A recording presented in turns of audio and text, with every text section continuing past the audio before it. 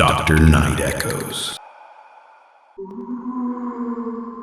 I found the cabin while scouting for elk sign in a part of the Ozarks that hasn't been logged in 50 years. It was a small, one-room structure with a loft, looking like it had been built in the 1940s. The door was swollen shut, but the front window was shattered. I climbed inside, mostly out of curiosity. The interior was surprisingly clean. There was a small table, a rusted wood stove, and a single chair facing the back wall. Everything was covered in a thick layer of dust, except for the chair, which looked like it had been recently wiped down. I noticed a small hatch in the ceiling leading to the loft. I grabbed a flashlight and climbed the rungs. The loft was empty, except for a pile of old newspapers and a single hand-drawn map pinned to the wall. The map showed the local woods, but it was covered in hundreds of tiny red dots. Each dot was labeled with a date and a time. I looked closer and realized the dates spanned the last 30 years. My stomach churned when I saw the most recent date. It was yesterday's date, with a time of 4:15 p.m. That was exactly when I had been passing the ridge a mile away. I heard a soft thud from the room below. I froze, my heart hammering against my ribs. I peered through the gaps in the floorboards and saw the front door was now wide open. A man was standing in the center of the room, looking up at the hatch. He was incredibly thin, and his skin had a gray, waxy texture. He didn't have any gear or tools. He was just standing there, waiting for me to come down. I didn't move for hours. Eventually, he sat in the clean chair and began to hum a low, vibrating note. I waited until he fell into a deep, heavy sleep before I dropped from the loft and ran out the door. I was hiking the Appalachian Trail during a low traffic window in late autumn. The leaves were mostly gone, making the woods feel skeletal and open.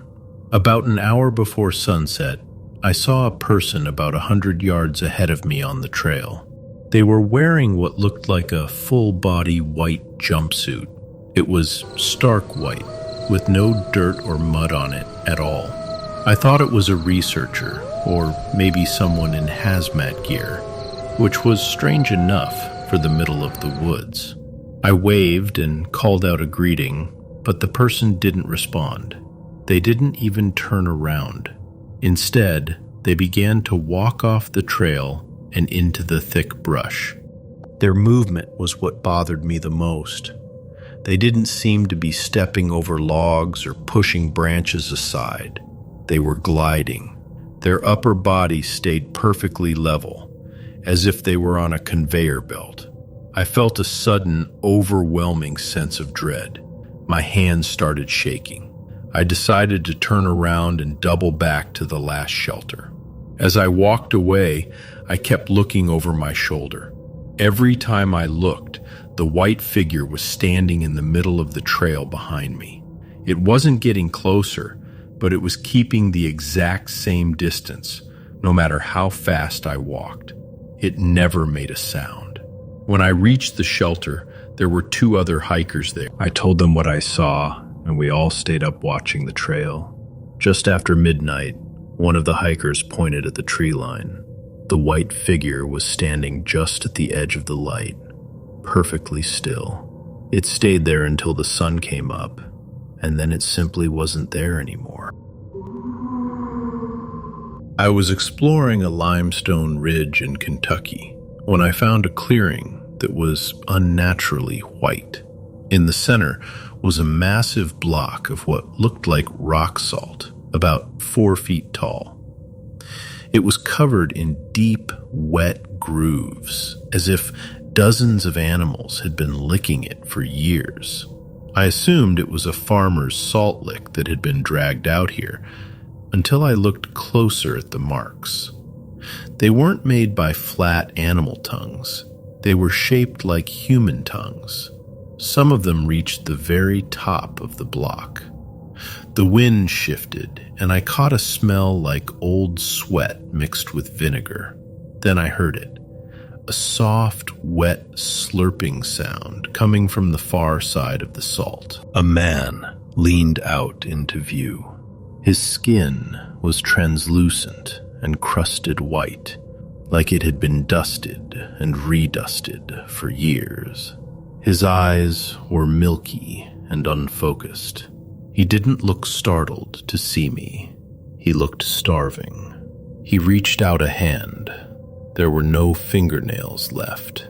Hard, white salt crystals had grown where they should have been. He started crawling toward me. His tongue hung out of his mouth, nearly 8 inches long, gray and raw like exposed meat. Every time his knees hit the ground, it made a sharp crunching sound, like stepping on broken glass. I stepped back, and that's when movement rippled through the grass at the edge of the clearing. 3 more figures pulled themselves forward on their hands and knees. All of them were angled toward the salt block first, and then toward me. Their skin flaked as they moved. I understood then that they weren't just feeding on the salt. They were turning into it. I ran until I reached the main road. For days afterward, my skin felt tight, dry, and itchy, no matter how much water I drank. I was camping with my brother on the edge of the Boundary Waters. We had been out for 3 days and hadn't seen another soul. Around midnight, my brother was fast asleep in the tent, snoring loudly. I was sitting by the dying embers of the fire when I heard a voice call out from the darkness of the lake shore. It was my mother's voice. She sounded panicked, screaming my name over and over, followed by a desperate plea for help. It was her exact pitch, her exact inflection, even the way she slightly mispronounced my middle name when she was stressed. My first instinct was to run toward the water, but then I looked at the tent. My mother was 600 miles away in a different state. The screaming continued, getting louder and more frantic. "Please, I'm in the water. It's so cold," the voice shrieked. It was so convincing that I actually stood up and grabbed my life vest.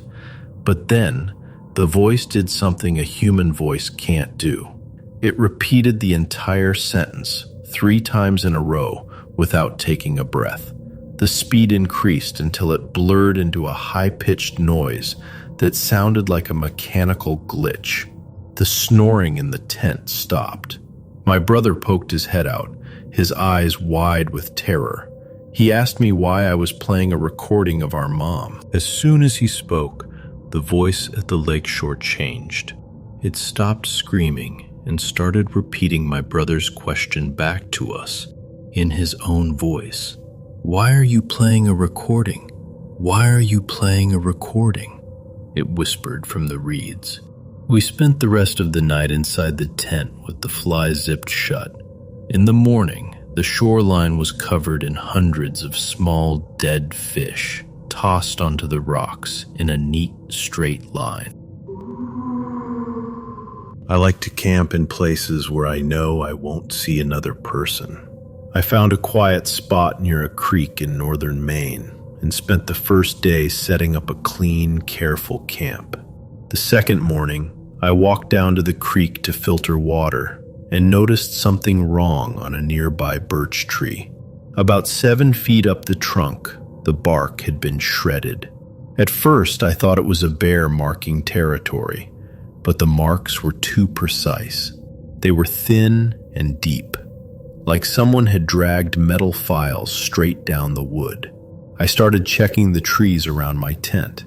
Every single tree within about 20 feet had the same marks. They were all at the exact same height, just over 7 feet off the ground. At the base of one tree, there was a small pile of shavings. When I picked them up, I realized they weren't just bark. Mixed in were tiny fragments of fingernails. They were thick, yellowed, and sharp at the edges. That was when it hit me. Whatever did this was tall, and it had been standing around my tent while I slept. I decided to leave right then. I started shoving gear into my bag as fast as I could. That's when I heard it. A dry, rasping sound came from the thicket behind me, like rough sandpaper scraping against stone. I looked up and saw a hand slide out from behind a tree and grip the trunk. The fingers were impossibly long, each one bent with too many knuckles.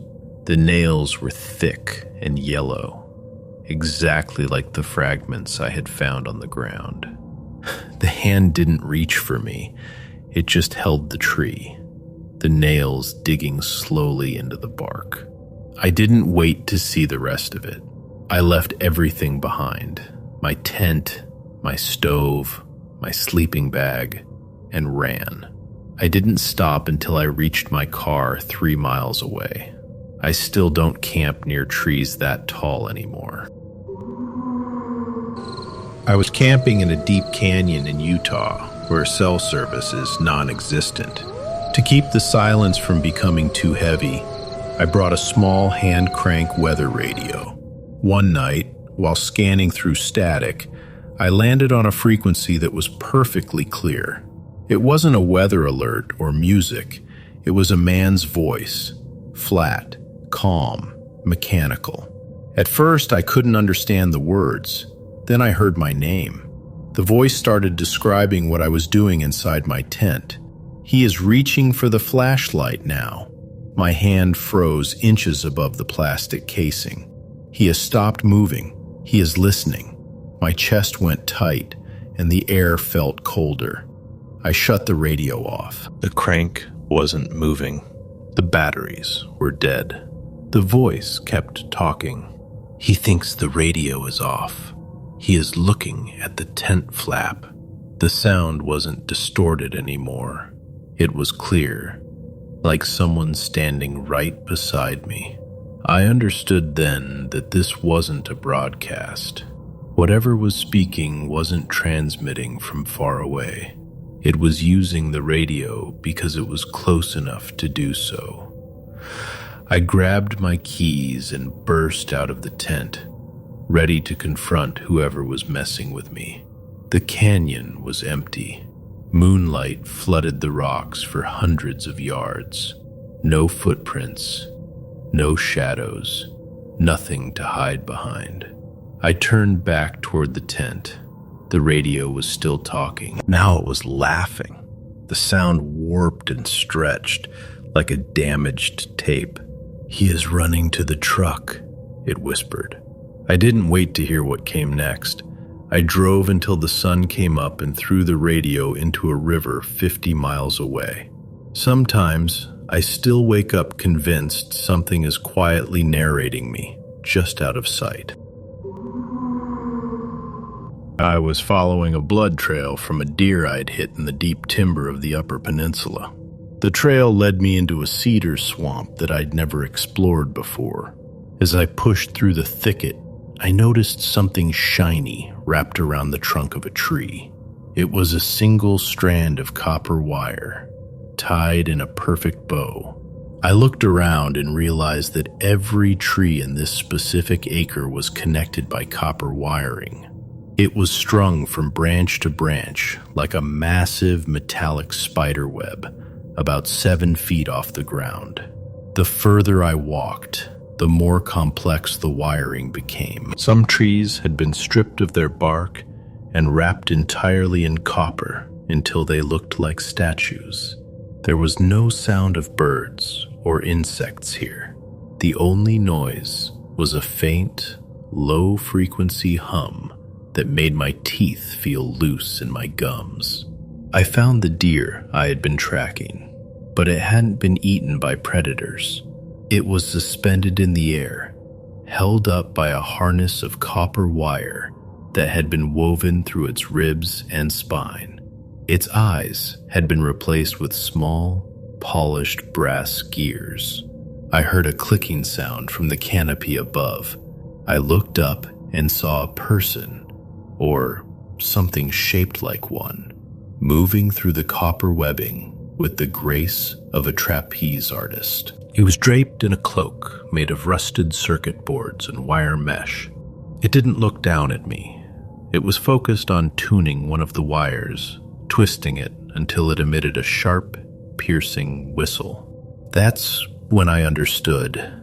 I wasn't standing in a forest anymore. I was inside a giant, organic instrument. I backed out of the swamp without turning around and didn't stop until I saw my truck.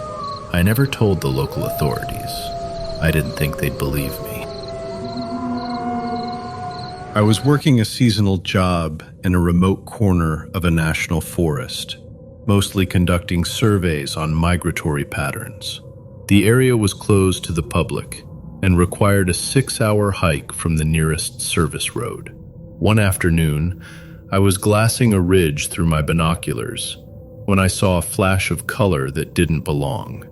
I focused in and realized I was looking at a man standing on a jagged rock outcropping about 300 yards away. He was wearing a bright yellow raincoat, which stood out sharply against the gray granite. What made my blood run cold was his posture. He was standing perfectly still, his arms straight down at his sides, staring directly at the wall of a cliff. He wasn't looking at the view. He was facing a solid sheet of stone. I watched him for 20 minutes. He didn't shift his weight. He didn't check a watch. And he didn't reach for a water bottle. He just stood there, like a statue. I called out to him, but the wind swallowed my voice. I decided to hike toward him to see if he was in shock or needed medical help. The terrain was rough, and it took me nearly an hour to navigate the ravine between us. When I finally climbed onto the outcropping where he had been standing, he was gone. There were no footprints in the light dust on the rocks, and there was nowhere for a person to hide in such open terrain. I looked back at the spot where I had been standing previously, and my heart stopped. The man in the yellow raincoat was now standing exactly where I had been an hour ago. He was in the same rigid posture, staring at the empty space I had just vacated. I didn't try to close the distance again. I just turned and hiked toward my truck without stopping. I was trying to take a shortcut back to the trailhead when I realized I was turned around. I found a small, derelict cabin with a collapsed porch and a red weather vane. I used it as a landmark, decided to head due north, and hiked for 2 hours. When I stepped back into the same clearing and saw the same red weather vane, my stomach dropped. I assumed I had walked in a wide circle. I pulled out my compass and headed east, carving small marks into tree bark as I went. I walked for over an hour without stopping. When the cabin appeared again through the trees, I felt my chest tighten. I checked the marks I had made. They were there, but they were behind the cabin, even though I had been walking away from it the entire time. I started running. I picked a straight line and forced my way through the brush. It didn't matter. Every 15 minutes, the cabin would appear again, framed perfectly between the trees. Each time, something was different. The porch boards looked less rotten. The roof sagged less. The place felt wrong in a way I couldn't explain. On the fourth time, there was smoke rising from the chimney. A fire was burning in the hearth. A clean rug lay on the porch. On the fifth pass, a horse was tied to the rail, breathing slowly in the cold air. That's when I understood. I wasn't looping through space. I was moving backward through time. I stopped walking. I sat down in the dirt, closed my eyes, and stayed perfectly still until the sun went down. When the moon finally rose, the compass needle stopped spinning. I walked out in the dark without looking back. I don't know what year that cabin belongs to now, but I know it's still waiting for someone who doesn't stop. My family lived in a house on 50 acres of private land, bordered by nearly 1,000 acres of state park. It was the kind of isolation that usually feels safe until the sun goes down. I was 8 years old, sitting in the living room while my father was down the hall.